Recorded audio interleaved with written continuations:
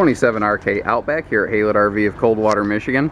And all in all, looks to be pretty fair. There's a couple little bruises and owies here and there, and I'm going to point those out because I do like to represent our used RVs fairly. I like to represent any RV that we sell fairly, actually, so that you know exactly why you're looking to invest a lot of money in one of these. So let's get dug in here. I'm going to point out the highs and lows as we go, and hopefully you learn a little bit. And if this isn't the one for you, then understand we are we won't just say we'll go above and beyond. We're already doing that by putting this kind of information together for you. So this has a very large front pass-through storage. What's interesting is this section is exceptionally wide. This has like a full fifth wheel basement storage section, and each side has this cool little trough here, which is just begging for you to put a little cooler in there and have a little summertime cookout. I love that you can put just like picnic tables and lawn chairs and, man, anything and everything down here. That is a huge storage compartment. At some point, the front graphics on this thing had flaked off and probably been power washed off. You can still see the residual tracings of them there, and that's very common on older Keystones. They did not invest their money in super high quality decals. Rather, they tended to invest their money more in the shell and the structure. You know, so that's a pretty common thing. Now this thing looks like a chunk. It looks like a big honking heavy tall RV. Here's the trick though. The camper part doesn't actually start until you hit this skirt line. This is an extended skirt to really give it a big, bad, awesome feel. It is, it's kind of just a visual breakpoint trick, and they tricked you by wrapping that nose cap down. The camper doesn't start from here up. It's a normal ultralight camper, and that's what Outback has always been for years. It's always been one of Keystone's lightweights. This is a Sydney edition, which does have a couple upgrades. The bigger look here is part of that.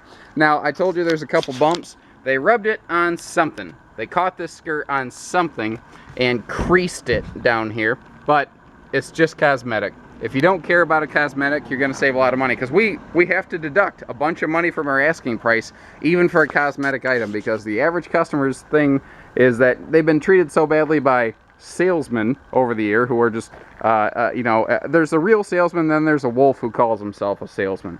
And the wolves out there treated people so badly for years that you can't trust anybody. And you know what? I don't blame you for that. I really don't. That's why I put these videos together, because if I show you what it is and what it isn't, you're going to understand that we're being honest and forthright with our product. Now, just like the one skirt on the side there, it looks like they did clip something down here in the bottom corner, but again, it's cosmetic. It's a skirt buckle. It's not a puncture in a sidewall. There is no like structure damage to this, just cosmetic stuff. So if you don't care about a couple dents or dings, this thing's going to save you a lot of money. If you're a first-time camper, this is an awesome option to get a great couples camper that is nicely appointed inside and out. You know, at a far cry from a new RV price. Now, big awning on here too, about 18, 20 foot-ish awning. They couldn't put much larger of an awning, and you look at this and say, well, they got a whole extended nose past the awning here, but if you see the roof line, it begins to taper right about there. It's got almost like a fifth wheel bedroom up front in that sense. This does have an enclosed underbelly, by the way, which is part of that upgrade bundle I was telling you about. So that's going to help with extended season camping.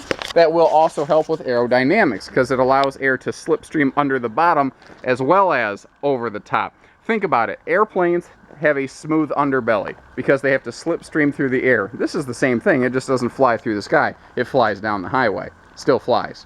The outside kitchen concept that is so ultra popular in RVs right now, this is where it kind of began. This is the grandfather. Keystone came up with this a long time ago. They used it on their Outback series for a very long time, and this one has never ever been used. Look at how everything's still shining and clean in here. This has never been touched. So this is a completely untapped resource right here. You're going to get essentially a brand new, like even the twist lock hardware on this is still brand new because it never just got ground up. Extra wide entry door here is one of those things you don't even think about.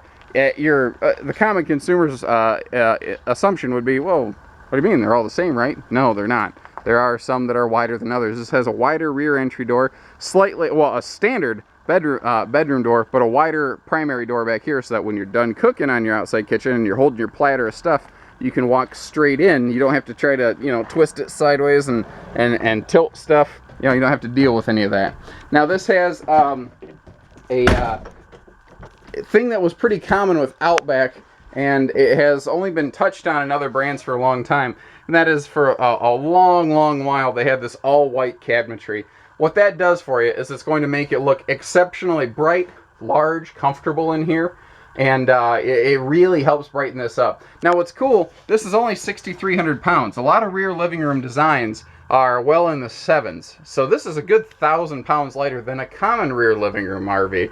Part of that's because it's an ultralight. Part of it is because they put a rear sofa and a side dinette, which allowed them to shrink the slide down a little bit. They didn't shrink the RV's length, they just shrunk the slide down a little bit. And what they did is they added an extended bedroom and bathroom. We'll come back to that in just a minute. So dinette can fold down into a sleeper if need be. You see that you do have good storage pockets underneath both dinette benches to get in there easily. I also like the handy little dead space back here, because that's a really good spot for like awkward things like board games or something like that if you're bringing things along. You will actually find a lot of use for that little pocket back there. We have cross breeze windows in the slide. The windows on the sides of the slide do open for ventilation. You also have 100% privacy here. So again, if you're a couples camper and you're just looking to get away and you just want to talk to people, great, this is a good one. All of your cabinetry appears to be hidden hinge cabinetry too, which is nice. It just, when you close it up, gives it this nice clean look. You don't see hinges, it looks sharp. Now, this has definitely been stored outside, which you could probably see from the graphics. What that means is it's been heated and cooled a bunch from just normal weathering. So your little contact paper stuff has curled a little bit here and there. It's not water damage, it's just a sticker paper has buckled a little bit. That's extremely normal. Let's see, rear sofa back here, that can also fold down into a sleeper. Both sides of the sofa have power outlets back here. So you can keep your phones charged up, you can have your devices back here, reading lights, anything like that. This is cool and this is very unique. Above this rear sofa we have this big skylight. And this is really sweet because it lets a lot of extra ambient light inside here. But if it's starting to cook you like an ant under a magnifying glass, you also have a shade there where you can block that out. You see linoleum flooring from the entryway all the way up into the bathroom section. So you have a little bit of carpet in front of the slide, a little bit in front of the sofa, which helps keep your feet warm, then a little bit in the bedroom there. Now another neat thing is we do have central heat and central air. A lot of lightweights don't have the central heat part of that. And even the air conditioner is kind of the cool cut above. This is your thermostat. This has a wireless remote control thermostat. What's neat about this is wherever you take this remote controller, that's where it's going to try to cool the RV. So like if you're sitting here and you set it for 78, it's going to try to get it to 78 right here. If you're up in the bedroom and take it with you up there, it'll try to get it to 78 up there. Whatever temperature you desire in any area of the RV is what it's going to try to make happen. This also does have gas and electric water heater, which is something that, again, a lot of lightweights don't have. A lot of lightweights typically, at the age of this RV anyway, it's less true now. At the time this was built, a lot of lightweights were gas-only water heaters to try to save weight. Big, big, big kitchen cabinet right here. And I love the inclusion of this little window because, again, that extra light makes a difference, and it does open for ventilation. So not only is this large, but it has a shelf so you can actually get double the storage space out of that. Speaking of storage, you're going to see a couple of these big cabinets all over the place. And up here, it's just begging for you to put a big 32-inch flat screen or something like that. Perfect place to do it. I do like the raised panel on the refrigerator here and the all-white package they got going on. It looks sharp. And just little detail stuff I spot. You know, they spent a couple extra bucks on a real door. That's cool. They didn't just use a cheap pocket door with some raised panel trim on it. They made it look nice, you know.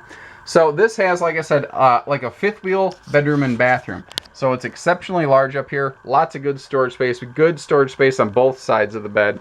I like the vent above the bed here, very fifth wheel style, which again is something that is very common in travel trailers now. At the time this was built, it was not. Yet another big cabinet with an entertainment center above. And I don't see where they ever had a television in this. Near as I can tell, these were folks that took their camper out and didn't spend a lot of time inside the RV. They spent most of their time outside. True outdoorsmen. This looks, you know, very plain and simple. They did add a nice shelf here, which is great for like extra towels and things. But I mean, they did a nice job of it. That seems to be the only modification that was ever done to this RV, and it's clean. It's nice. They did a good job of it. So all in all, very sharp camper. If you don't mind a cosmetic ding on a fender skirt that has absolutely no effect on the RV whatsoever, give us a call. You're going to save a lot of money and get a nice camper here. 800-256 5196 Haylett RV of Coldwater, Michigan. Take care, stay safe, happy camping.